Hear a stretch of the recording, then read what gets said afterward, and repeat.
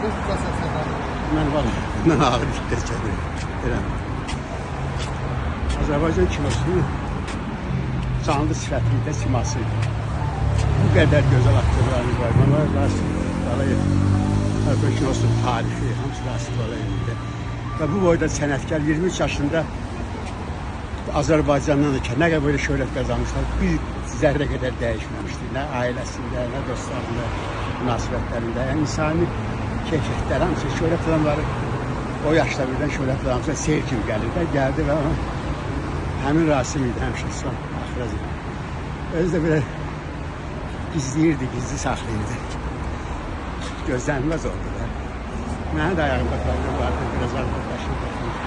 Səndə mi böyük problem, içərdən problem varmışdı. Yəni, belə, o da onun xarakteri də, o da onun şəxsiyyətinin içindən gəlir də. Və ağrının da hamısını özü çəkirdi də. Allah rəhmət eləsin. Bu çox böyük sənətkardır. Asan da həyat yaşamamışdı. Çox çətin bir yaşamışdı.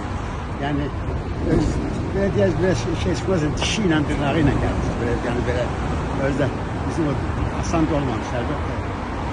Amma yenə deyirəm, 23 yaşında Rasimlə getmək mümkündə öldüyü insanlar və o şöhrət bir zərrə qədər onu dəyişməmişdir. Ailəsinə münasibətlərində, dostlara münasibətlər çox nəhəng insani keyfiyyətdir. Yəni o insanda ki, yəni şöhrətin zərrə qədər dəyişmədiyi adam.